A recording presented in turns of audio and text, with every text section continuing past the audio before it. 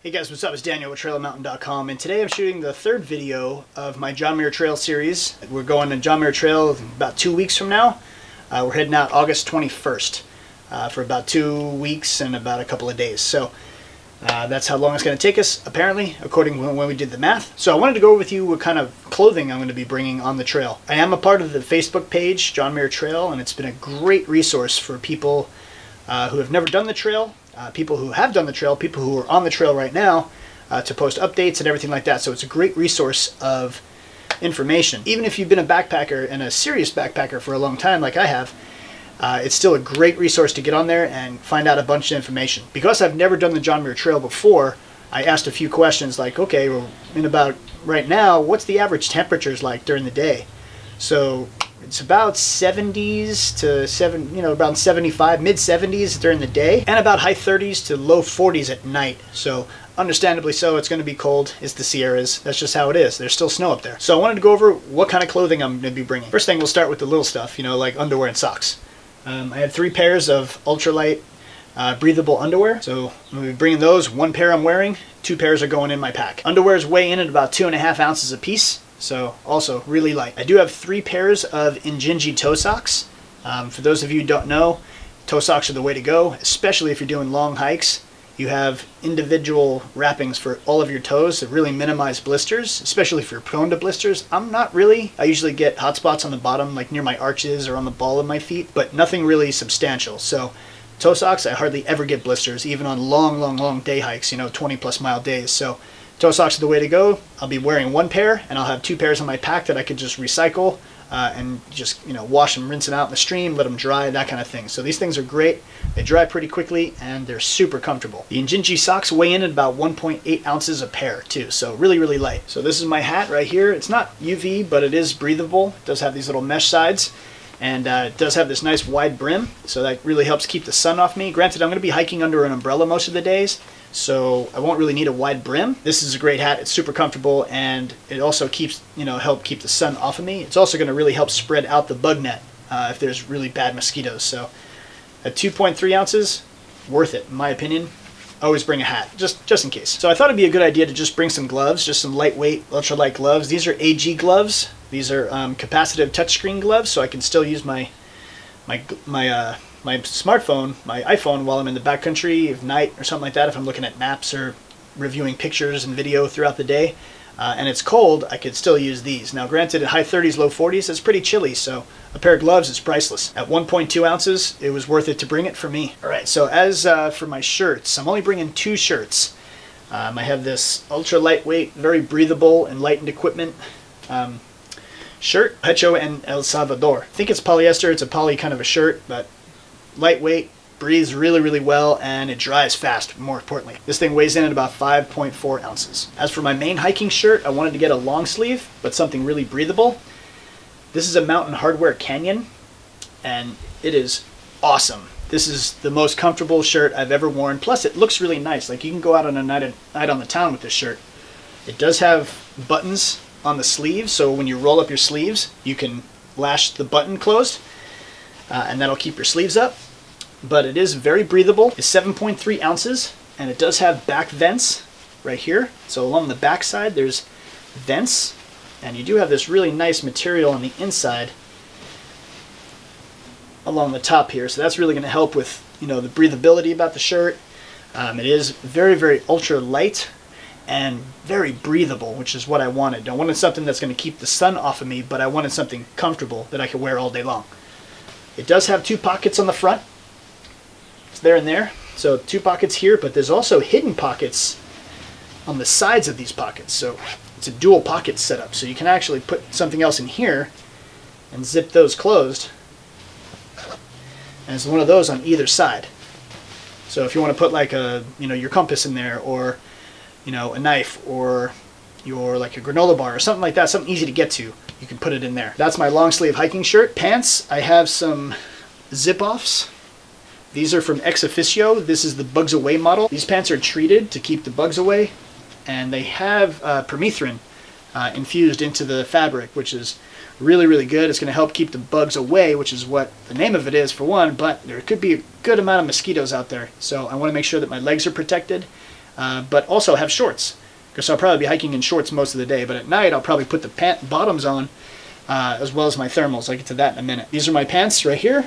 So the pants weigh 12.3 ounces, so a little on the heavy side, but also breathable, lightweight, and they're going to dry very, very fast. So for my base layer, I have a Wool-X lightweight base layer. These are the pants. They weigh 4.8 ounces, so really, really lightweight, but they're also going to keep my legs warm and my lower half warm under my pants. So on those chilly nights, I'll have this nice little base layer. It's also going to help with sleeping too. That's my base layer for my pants. My base layer for my shirt is this Supernatural, ultra lightweight, breathable, and very warm base layer for my top half. And this thing weighs 6.3 ounces. So that's my base layer. That's all dialed in. My rain jacket is the Outdoor Research Helium. This is a full-on, fully sealed rain shell. This thing weighs 6.6 ounces and stuffs into its own little tiny pocket into the on the inside pocket here. So collapses down to like the size of a softball. It's really, really tiny. It's a great rain shell, and I'm not really worried about my bottom half. I don't care if my legs get wet. So that's going to be my rain shell. It's also windproof too, so that's really going to help keep the wind off of me. I could also put that on as an outer layer above my puffy, which I'm going to get to right now. So as for my jacket, this is the Big Agnes Meaden.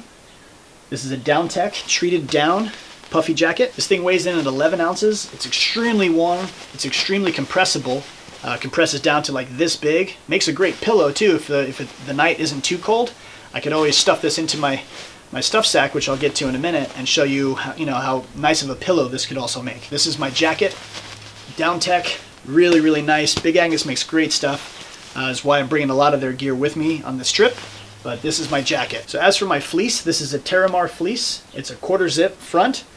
Very warm, very lightweight. It's 8.9 ounces, and this is what I'm going to use as like a mid layer on the chilly nights. So it doesn't compress that much, but for the warmth to weight ratio, it's actually really, really nice. So Terramar makes for great stuff. So that's all my clothing, and all of that clothing is going to fit in here. This is my Hyperlight Mountain Gear stuff sack, and this is a waterproof stuff sack. So it's going to keep all my clothing dry inside my waterproof packs. I know it kind of sounds like a little overkill. So just in case we get caught in a nasty thunderstorm, which apparently on the John Muir Trail and in the Sierras, storms can come out of nowhere. So I always want to be prepared. And Hyperlight Mountain Gear hooked me up with a great set of stuff sacks, which I'm using for most of my gear. So the coolest thing about this is that when you open it, you flip this inside of itself, just like this. Now this stuff sack